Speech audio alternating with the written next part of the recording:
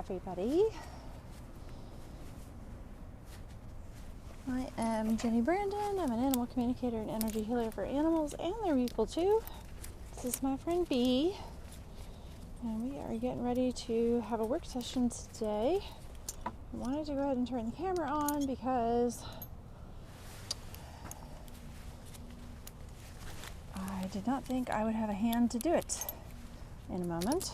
So we are going to get ourselves set up to do a little long reining today as soon as I get myself untangled. All right, come on, sweetheart, let's get out over here. Oh, hello. You're not really set up, so don't think you're going anywhere yet. Come here. Yet. Hi. Hi. Oh, goodness. I know, it's scary. Oh, you put your head down, though. That was good. That was really good. So, Bee is a 22-and-a-half-year-old Tennessee walking mare. It is a foster with me from Gate Rescue. No, you're going this way first. Oh, we have to find our timer, don't we? Oh, boy. Can I? Oh, is it doing it? It's doing it. All right. So, she is a 22-and-a-half-year-old foster rescue from Gate Rescue in Maryland. And she's been with me now for just under 2 years. And when she came to me, they let me know that she should be light riding only, and that, I'm getting all tangled up here, that she had a sticky right hip, which was very obvious. All right, there we go. Now we're organized. And so we have been doing long rein rehabilitation work to help support her body and get her into better balance. The challenge with gaited horses is that they are a little bit like loose jointed people, right? So their bodies wiggle a little bit more than normal bodies do. And as a result, they end up often using a lot of tension to organize their movement, which is generally generated through their head and neck. So long reining asks the horse to find alignment in the spine and take the tilt out of their pelvis, which might be twisted in one way or another, in order to compensate for the misalignment in the spine. And all of that is kind of held together through tension that is often really concentrated in the neck and the shoulders in order for the horse to stay coordinated at all. So what I love about this is that very quickly as we start, she is lowering her head and neck and looking for a longer neck position. She is chronically high-headed due to that tension. And the thing that a lot of people don't realize is that tension and spookiness go hand in hand. She is also a classic example of fawn stress defense, or stress response rather. There are 5 stress responses in the body that the nervous system will use to cope with challenges, and most people have heard of fight or flight. Fight, flight, freeze are the most common 3 that people are aware of. But there's also fawn and what we would call flop. I don't remember the other word for it, but I like the F alliteration. So she is a classic fawn example, which means that when she arrived to me anyway, she was terribly afraid, but yet would comply. And as a result, most people labeled her very cooperative and, oh yeah, she'll do anything for you. The problem was they weren't recognizing her terror underneath all of that. And that fear is a result of some bad experiences, based on some of her reactions that she had initially when she arrived to me, and even her putting her head up when I was working on setting up my reins, is a result of her challenges with fear that she's dealt with in the past. So something obviously happened that caused her to be afraid. However, that instability in her body results in more fear. So as we have gotten her more comfortable, she has calmed down and relaxed tremendously. I love that head is falling below level. This is one of the first sessions that I think we've ever gotten it to stay for more than a step or two below level. So that's telling me that the tension in her back is unwinding slowly. And we are finally beginning to make some progress on really helping her be in alignment and develop the correct muscle use so that she can be stable and coordinated. So she loves this work. She asks me for it. Generally, I work Storm first, who is hopefully off camera at the moment in the hay feeder, but I work him first and then I work her, and many times after I work him, she comes right over, ready and waiting for our work together. So this work helps them feel better physically, and I almost never have problems with them really putting in the effort. There's a nice head drop and a lick and chew with it. I love it. So this work is also a lot more challenging than it appears to be, both for the human and for the horse. This is like walking on a balance beam for an hour. For her, it's going to be 20 minutes, but for an extended period of time, walking on a very narrow balance beam where you have to think about and control every single step so that you don't fall off. As it is practiced, it obviously gets easier, but in the beginning, it is very hard. So it is one of those very deceptive exercises that doesn't look like much, but really makes them focus on their body, and their coordination and organization.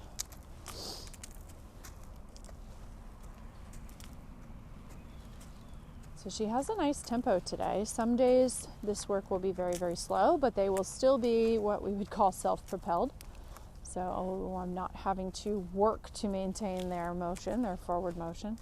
If they are stopping a lot, then something needs to be adjusted. Either the path of travel or the work itself. You need to pick another exercise. Periodically, she does check in with me. It is hard, as I said, so she sometimes stops and asks, do we really need to do this? And then, of course, we take poop breaks periodically as well. Yes, good job. Oh, come on. All right, we've got 3 minutes left in this direction. Let's see if we can avoid the poop pile.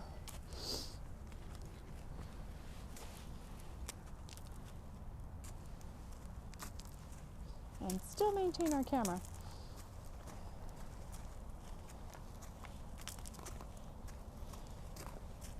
So she's blinking a lot through this work. She keeps attempting to put her head down. Her pace is nice and slow, but also even, nice and rhythmic.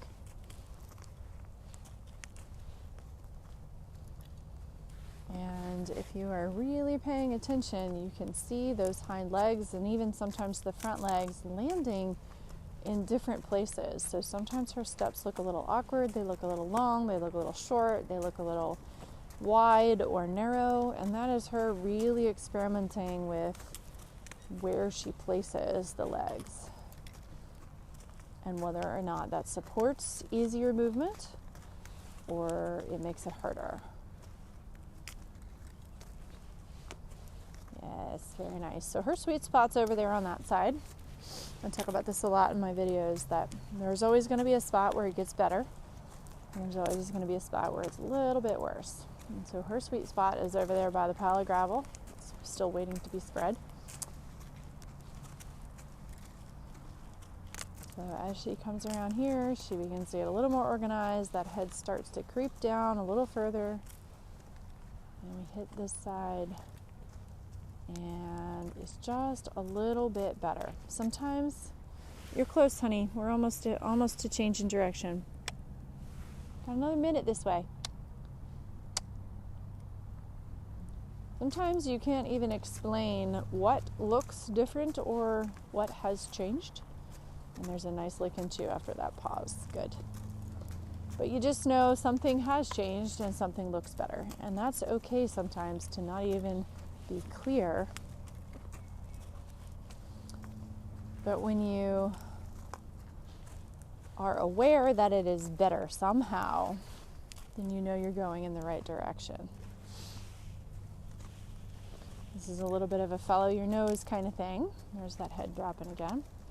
So if the horse is stopping frequently, like she's going to tell me she's doing now, come on, mama, then that may mean you need to adjust the exercise. It can also simply be a matter that they're struggling, and you need to kind of gently keep encouraging and wait it out for them to be able to find that next level of movement that's improved. There's our 10-minute timer. So let's swing around this way. I know you hear the timer. We're going to turn around over there. There we go. Let's get on this other side and we will rearrange ourselves. There we go. All right, changing direction. Okay, well, you're going to pause, so I will restart that. If my glove will cooperate. There you go. Come on. Yes. Good job. Good job. There we go. So we pick it right back up again the other way. Get our lines all straightened out again. And we go right back to work. Come on. Yes. There you go.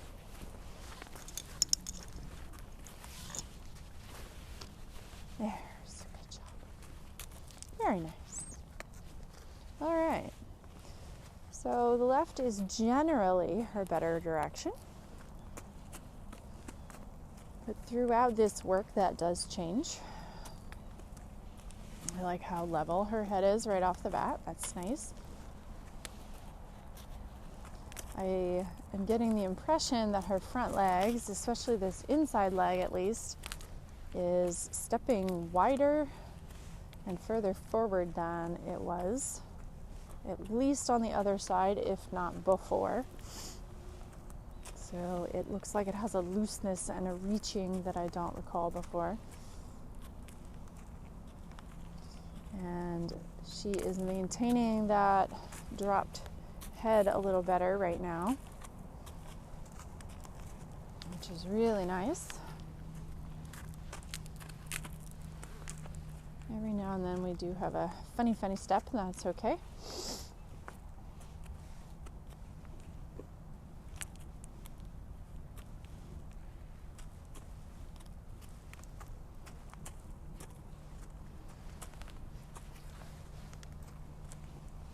So she is really thinking about every single step with a nice awareness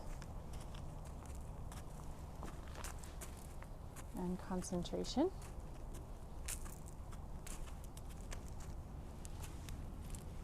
Which is really, really lovely. So it's helpful to have a horse that is this steady in the work, because you also get time to focus on yourself. So even though I am not riding, I can still be aware of my own body while I am working her. And that's important because despite the fact that we're not touching each other, there is an awareness. We are connected, and there is an awareness.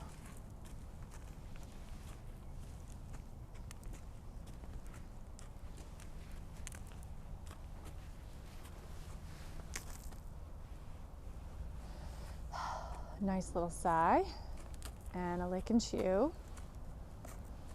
And I love that the head did not really come up there. It's come up just a bit, but it's still pretty much at level, which is excellent. It used to be, there are some older videos posted, it used to be that she could only go through a couple steps at a time. That was a nice effort at even releasing the neck a little further. So as I go through this exercise with her, I can ask myself the same questions. Is my neck released? Am I gripping or holding somewhere?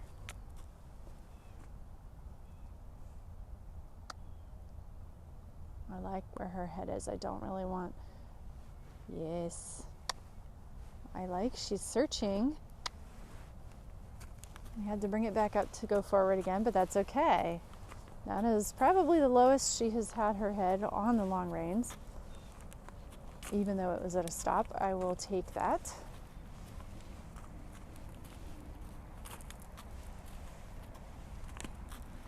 That was really nice.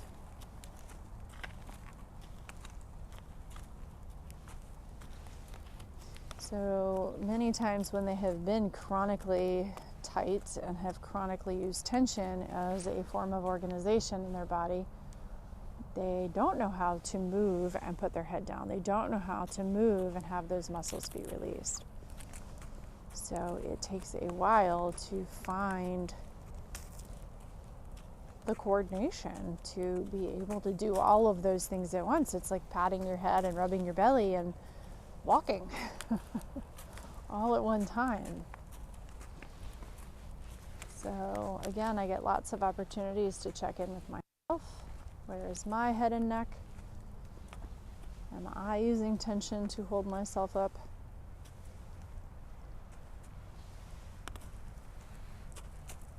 So she is really working on something right through that little stretch.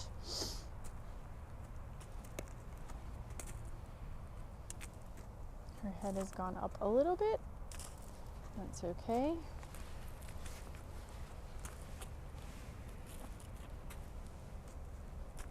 And there we go. So this looks like it's something kind of important going on in her body right now, that she is really exploring some sort of big change or release that, I don't know, you're doing a good job.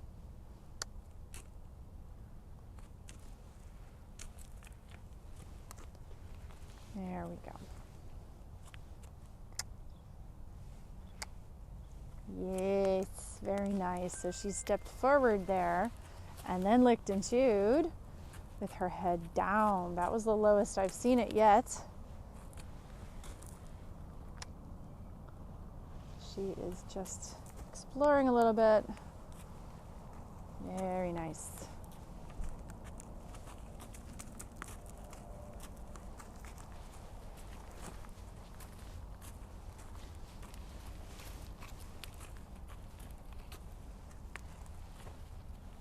All right, let's see what we get over here again.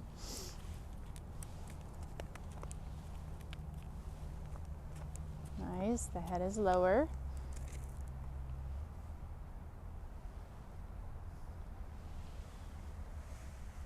She's kind of asking me a question again. Yes, that little rooting with her nose that she did is another release. It's another little, like sort of sudden let go. She has never done these things, so this is very encouraging. Yes, Mama. Yay! Perfect! You are so perfect.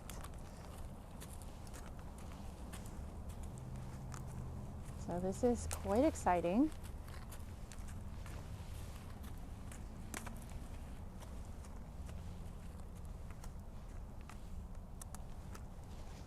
So her sweet spot is clearly over here in this direction. Ah, so good. So good. So she is maintaining her walk, but also there was a little bit of exploration back there with her neck.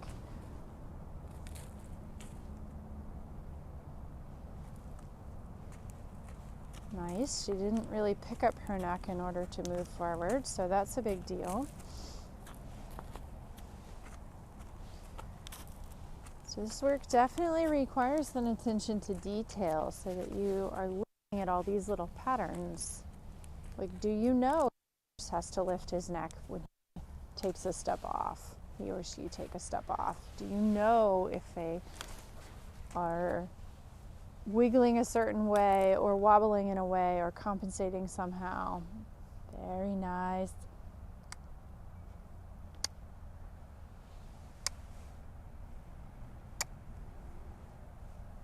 Perfect. Yes. So she has never been able to step off with her head that low before. So this is a big deal.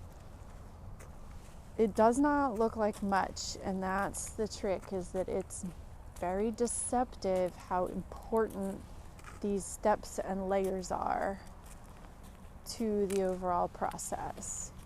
Without these very boring looking, very simple looking steps and layers, we don't get to do fancy things.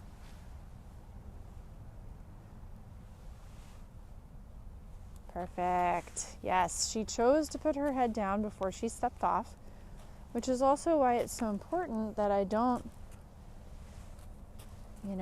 make a big deal out of her stopping and restarting, because she is finding a different way of movement through this process, and for her it is very slow right now. So often people can get caught up in the well, I told you to walk, you need to walk, or I put you on this circle, you need to be exactly like this on this circle.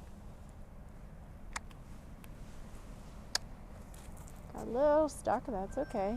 There we go. But there's the timer again. It's already been 10 minutes. So I am just going to hang out here and see if we can get her to stop again. If she chooses to stop again. Which is a little funny because frequently after the timer starts going, she doesn't stop. But we'll see if we can find a pause.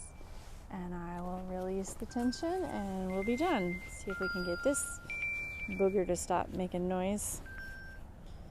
There we go. So lovely. So lovely. All right. So we groomed a little bit before we got started, so we're going to come back over and we're going to get tacked up, and we're going to start with a little bit of riding.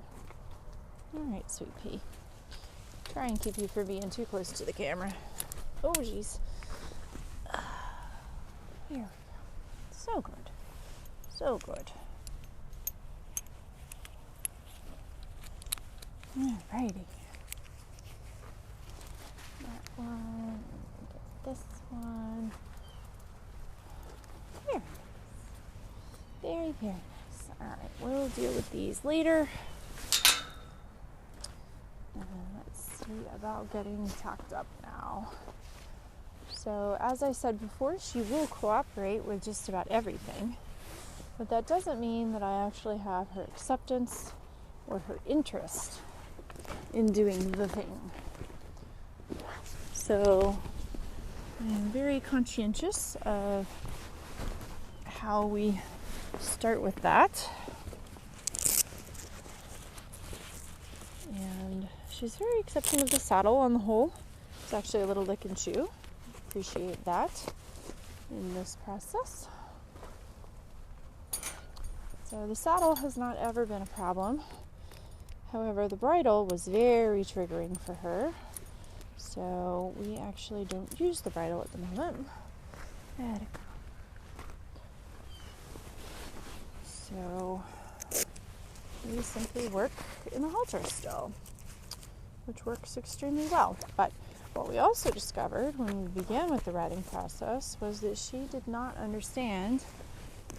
have an understanding of a go forward cue. So we had to sort that out. And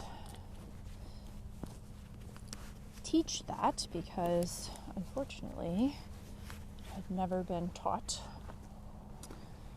And so once we got that down, then we were able to